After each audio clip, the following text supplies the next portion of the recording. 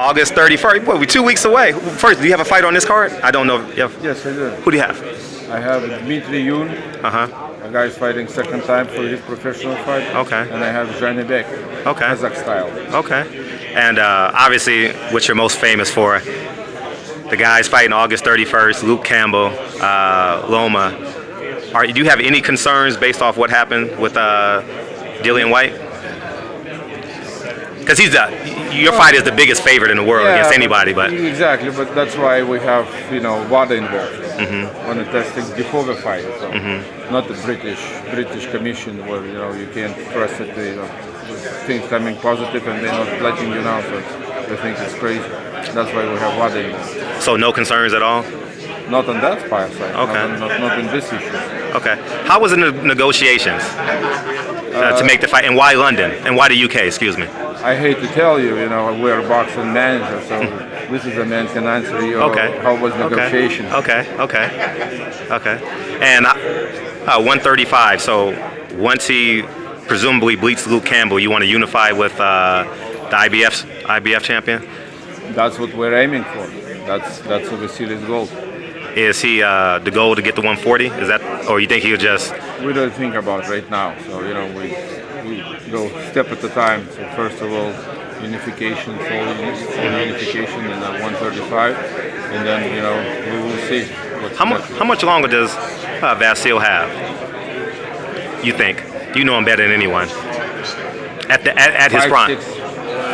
5-6 more years? Yeah. Really? Why not? At least 5. I'm just asking. At least 5. Really? He's good for another 5.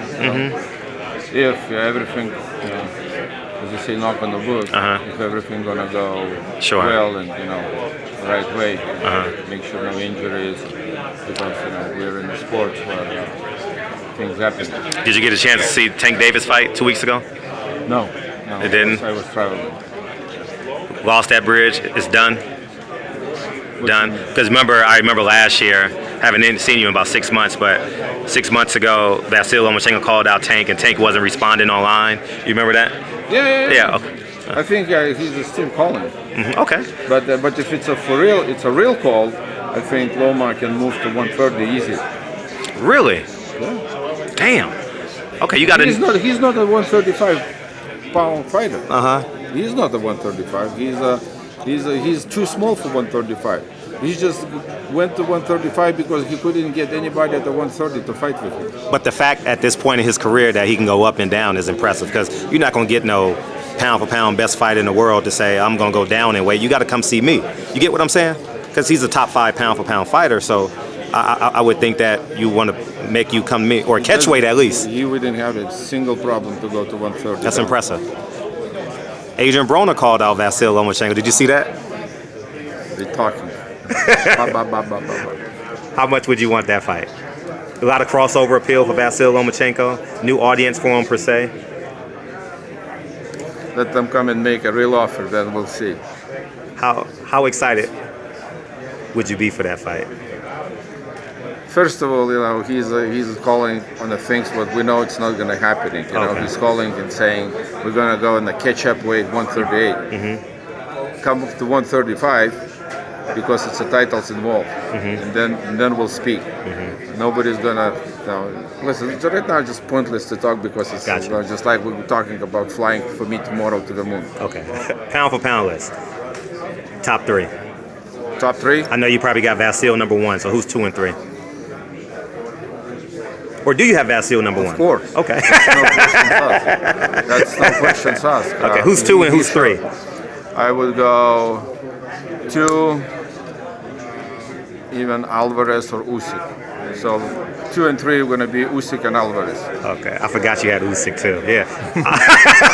Even if I wouldn't have him. Whatever he did, unified titles. Over Terrence Crawford. Terrence Crawford is not making right now in those 3. Really? Terrence Crawford would be next. Or if I would put maybe number 2, Usyk, and Canelo, number 3, Crawford. I would probably do this. Really? So how would Usyk beat Anthony Joshua? How? Yeah. On his foot. Who wins the rematch, Andy Ruiz and Anthony Joshua? Joshua. Joshua? Knockout or 12 rounds? It's very hard to knock it out with Andy Ruiz. But as we saw, you know, Joshua can box better than Andy Ruiz. Andy Ruiz.